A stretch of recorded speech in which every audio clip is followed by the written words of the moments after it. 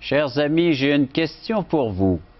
Quel est le message principal de la Bible?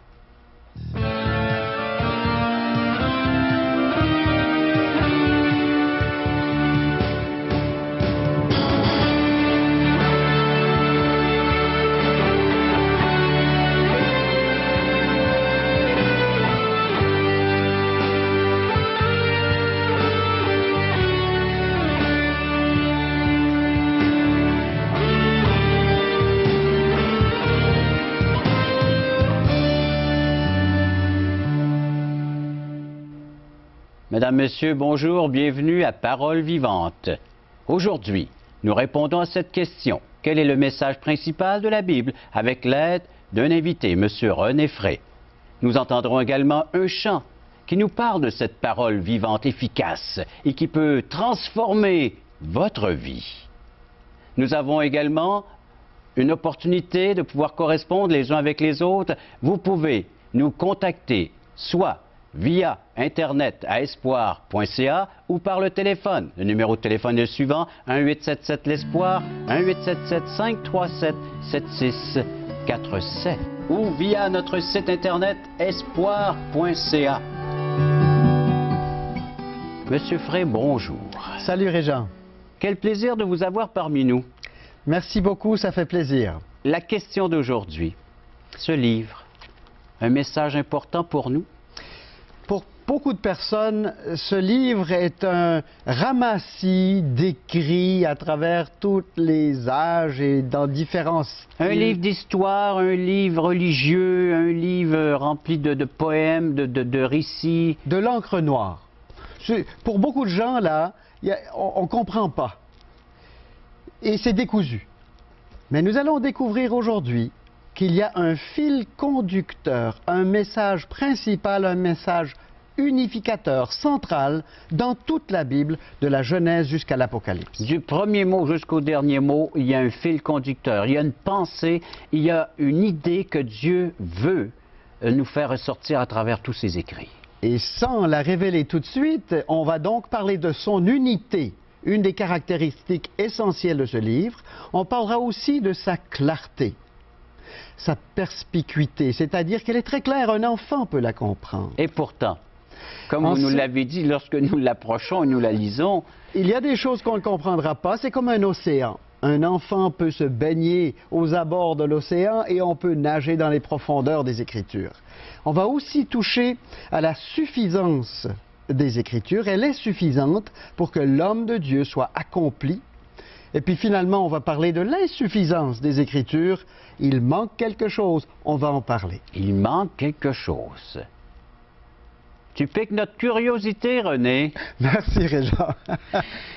Vous avez une Bible à la maison? Sortez-la. Prenez l'habitude d'écouter Parole vivante, Bible en main, avec la parole de Dieu, que ce soit un Nouveau Testament, un Évangile. Mais si vous avez une Bible, voici l'occasion de pouvoir la sortir, de faire nos études ensemble. C'est un échange. Vous avez des questions, des commentaires, alors vous nous les faites parvenir via, il va sans dire, les adresses auxquelles vous pouvez nous communiquer et que vous voyez apparaître à l'écran tout au long de cette émission. C'est un service qui est disponible non seulement pendant la demi-heure que vous écoutez, mais tout au long de la semaine, vous pouvez nous rejoindre. Bible, donc en main, on regarde aujourd'hui son contenu, son message, un message important pour chacun d'entre nous. Vous avez pu remarquer, ce n'est pas une question d'intelligence, une question d'âge, c'est une question de cœur. Dieu s'adresse au niveau du cœur. Il a un message important pour notre vie présente et pour notre éternité. Qu'en faisons-nous? Sommes-nous vraiment à l'écoute? Dieu parle présentement, Dieu a des choses importantes à nous dire. Prenons le temps de l'écouter. C'est l'invitation que nous vous faisons pour la prochaine demi-heure à l'émission Parole vivante. Soyez là, nous on y sera. Parole vivante vous invite à participer à l'un des nombreux merveilleux déjeuners de l'espoir. Ces déjeuners ont lieu dans plusieurs restaurants réputés de la région et vous sont offerts gratuitement. Venez entendre le témoignage d'une vie transformée par la puissance de Dieu. Pour connaître les détails concernant l'endroit, la date et l'heure pour votre région, composez le 1-877-537-7647 ou notre site web www.espoir.ca.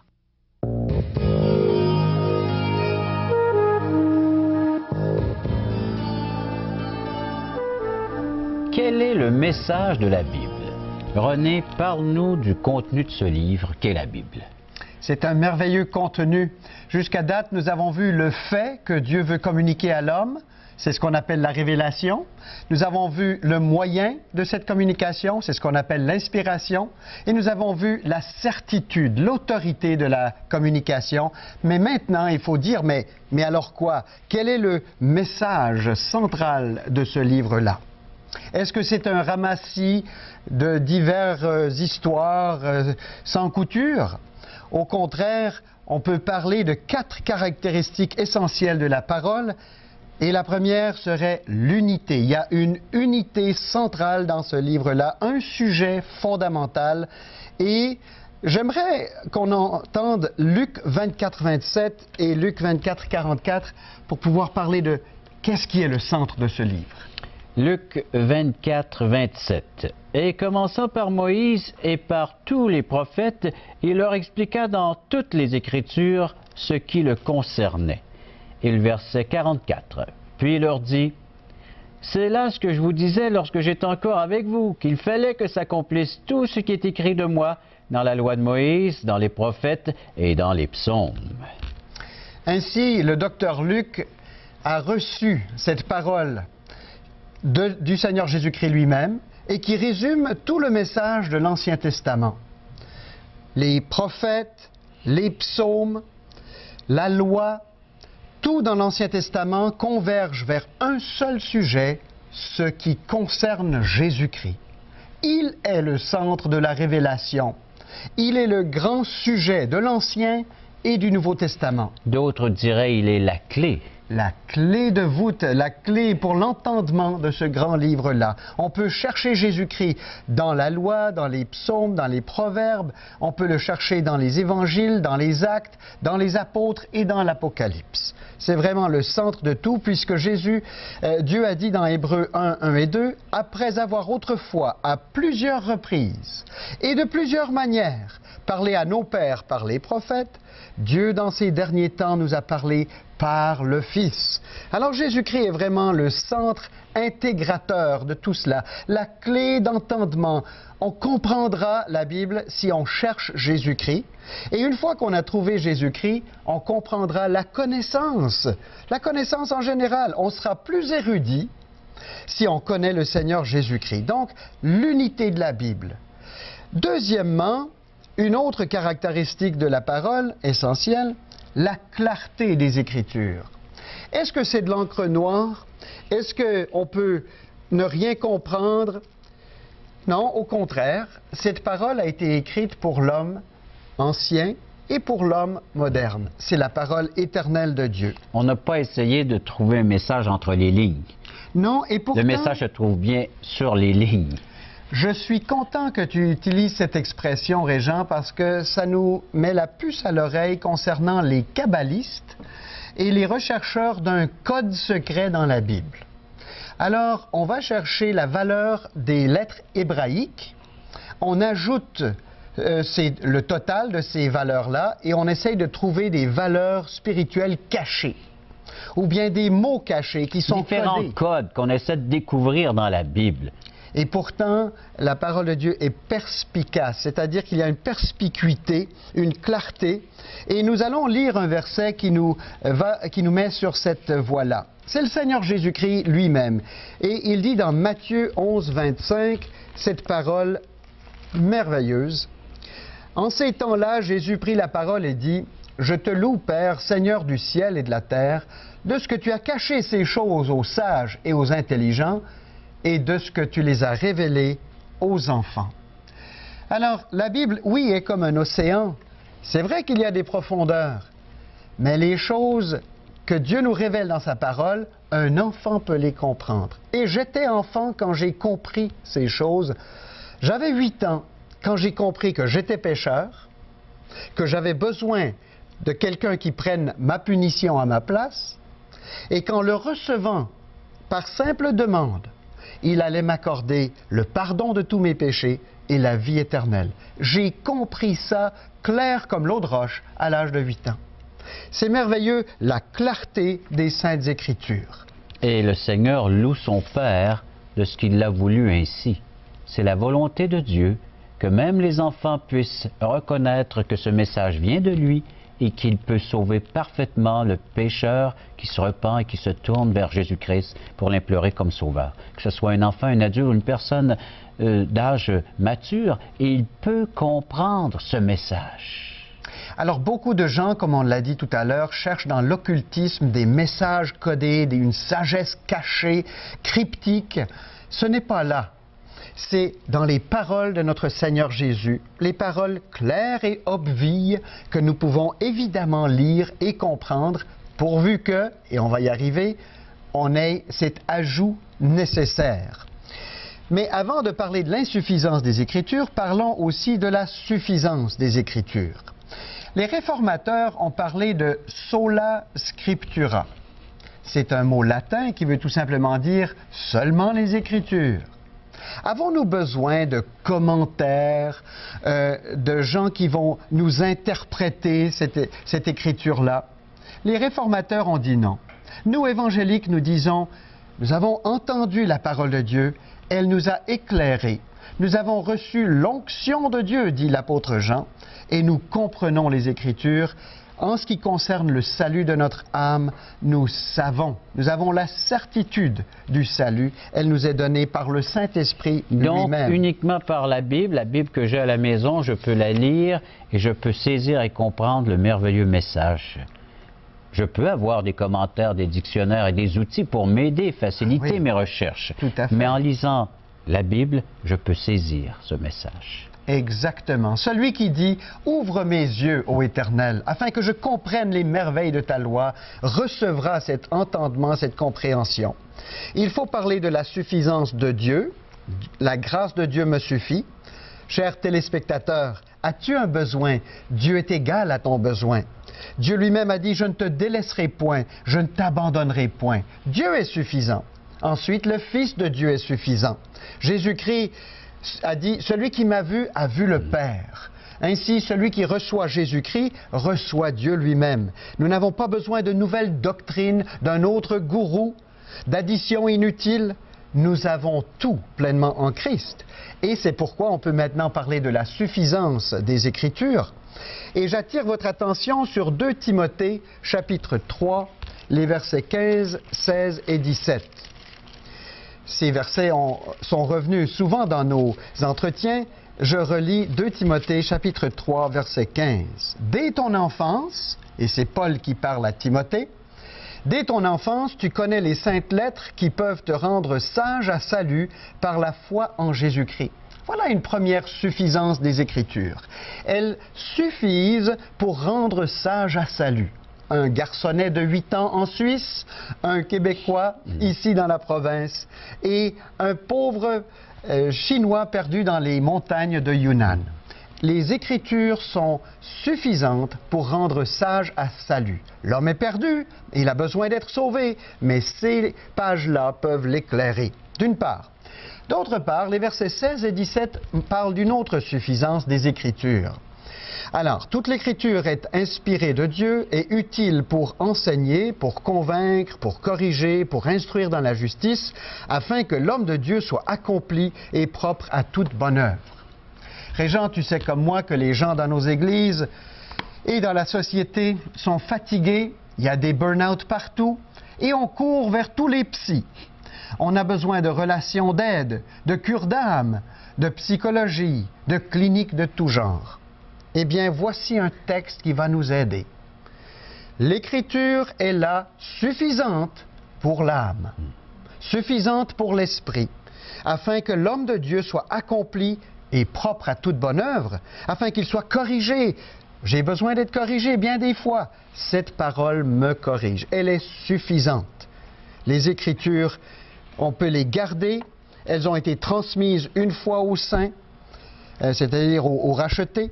Et quiconque va plus loin et ne demeure pas dans cette doctrine de Christ n'a point Dieu. Celui qui demeure dans cette doctrine a le Père et il a le Fils.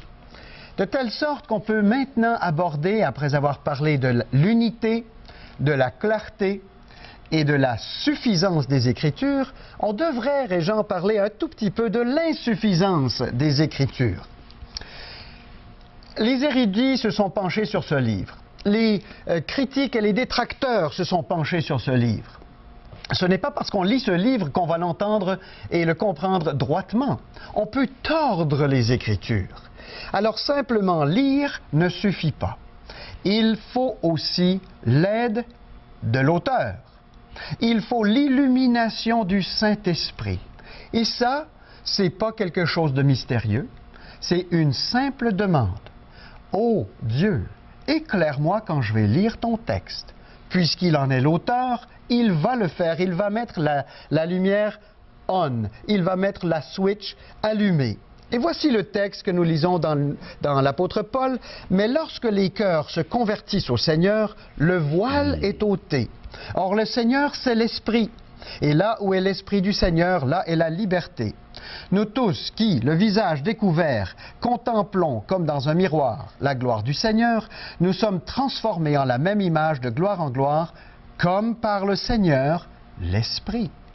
Donc j'ai besoin de demander, comme dit le psalmiste, « Ouvre mes yeux pour que je contemple les merveilles de ta loi. » J'ai besoin de dire, « Par ta lumière, je vois la lumière. » J'ai besoin de dire que Dieu illumine les yeux de mon cœur et de ton cœur, chers téléspectateurs. Si tu aimes Dieu, si tu le cherches de tout ton cœur, il se laissera trouver, car les Saintes Écritures sont suffisantes avec cette addition du Saint-Esprit qui t'aidera à les comprendre. Les Écritures sont inspirées, révélées, certaines, et elles sont unifiées, elles sont claires et elles sont suffisantes. Amen. Voilà ce que la Bible dit au sujet d'elle-même. Car tout au long de ces enseignements, et entre autres aujourd'hui, tu as utilisé la Bible pour nous parler de la Bible. C'est comme... Elle est autosuffisante. Voilà. C'est la parole qui éclaire Jésus-Christ, lui-même éclaire le cœur par son esprit, et on comprend la Bible. C'est un heureux cercle. Oui. Et j'espère que nos téléspectateurs vont vivre de la sorte, de cette vérité, de cette révélation. Demandez à Dieu qu'il vienne éclairer votre âme, votre esprit, votre intelligence. Vous pouvez la renouveler, cette intelligence. Comment? En lisant, en méditant, en réfléchissant sur les textes que nous retrouvons dans la Bible. Et surtout en recevant ce message principal qui nous dit que nous avons besoin, essentiellement besoin de Jésus-Christ. Pourquoi ne pas lui ouvrir ton cœur maintenant, aujourd'hui? Seigneur, viens dans ma vie. Et par l'Esprit Saint qui viendra habiter en toi, tu pourras être dirigé dans cette vérité, enseigné. C'est ce que le chant nous dit, interprété par France André. Parole de vie.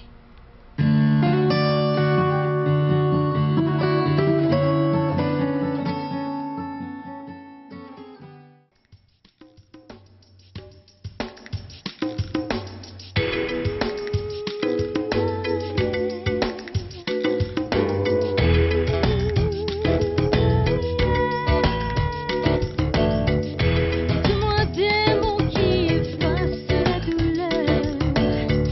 Au départ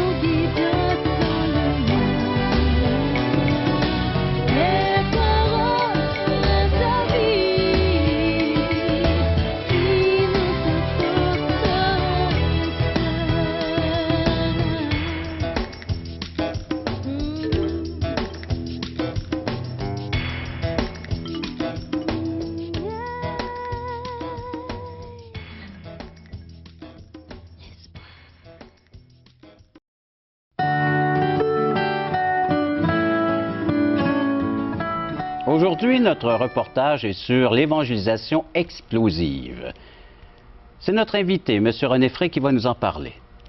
Parle-nous de ce ministère que tu as chez toi, à Rosemont, Montréal, que j'ai ici à Québec également, et l'écusson ou l'épinglette que tu portes fait partie de ce ministère d'évangélisation explosive. Effectivement, Régent, ces deux points d'interrogation sont deux questions fondamentales que l'on peut poser à n'importe qui. Tu les connais, je pense, mais pour nos téléspectateurs, la première question, si tu devais mourir aujourd'hui, est-ce que tu as la pleine assurance que tu irais avec Dieu pour toute l'éternité? Je te la pose, chers téléspectateurs, même si ceci est un reportage, as-tu cette assurance? La Bible a été écrite pour que nous ayons cette assurance. Puis la deuxième question, plus profonde encore. Si tu devais mourir alors, et que ton âme aille vers le Créateur, et que tu cognes à la porte du ciel pour pouvoir y entrer, parce que je suppose que tout un chacun veut entrer dans le ciel, Dieu sortirait de la porte et sur le seuil te dirait, « Régent, pour quelle raison je devrais te laisser entrer dans mon ciel parfait? » Qu'est-ce que tu répondrais? Sur quoi je base mon salut ou mon approche envers Dieu? Exactement. Des questions d'éternité très importantes pour chaque individu qui compose cette humanité. Chaque personne qui sont à l'écoute devrait se les poser, ces questions. C'est une approche, comment aborder les gens de notre entourage, de nos familles, de nos amis, de notre milieu de travail. La méthode d'évangélisation explosive. Deux questions très importantes. Qu'est-ce qui te qualifie, téléspectateur, pour entrer au ciel? Quelle est la base de ta croyance? Pourquoi tu entrerais là? Et j'ai beaucoup de ministères très réjouissants à l'Église de Rosemont maintenant depuis 28 ans. Mais celui-ci, Régent, l'évangélisation explosive est peut-être celui qui me réjouit le plus. On va sur le terrain, on cogne aux portes, on visite ceux qui nous visitent et on leur pose ces deux questions-là. Et ensuite, on leur verse la belle musique de l'Évangile dans l'oreille, s'ils veulent bien l'entendre. C'est un ministère, Évangélisation explosive, qui a été fondé il y a 40 ans maintenant par James Kennedy aux États-Unis et qui a des représentants dans le monde entier, dans tous les pays connus. Nous sommes à Rosemont 27 à sortir tous les mardis soirs et nous évangélisons avec cette méthode qui est complète. Je dis que c'est comme un pain complet. C'est-à-dire, il y a de l'évangélisation, de la formation de disciples, des partenaires de prière. Dans une église, on visite ceux qui nous ont visités. Tout est là. C'est un programme qui fait croître l'Église. Et finalement, c'est un programme qui prend au sérieux la perdition de l'homme. Tous sont perdus. Tous sont éloignés de Dieu. Le salaire du péché, c'est la mort.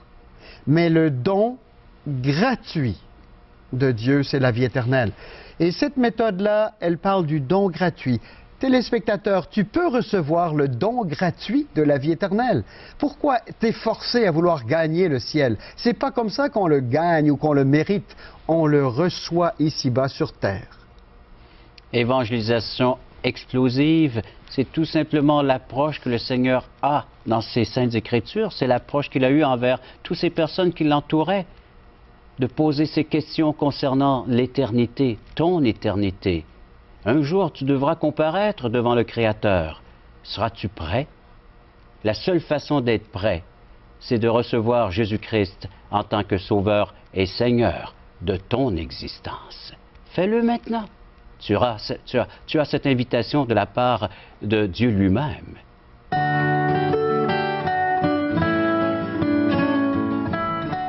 Cette émission a suscité en vous un intérêt quelconque, un commentaire, une question.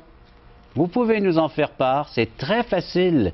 Les moyens pour communiquer avec nous, un numéro de téléphone et un site Internet.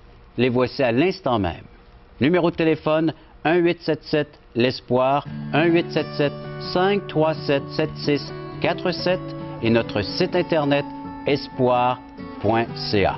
Et à partir de là, vous pouvez entrer en contact avec nos téléphonistes et l'équipe d'Aujourd'hui l'Espoir, des ministères d'Aujourd'hui l'Espoir et par le fait même de l'émission Parole vivante. Vous pouvez également nous en faire la demande de cette littérature qu'on offre tout à fait gratuitement.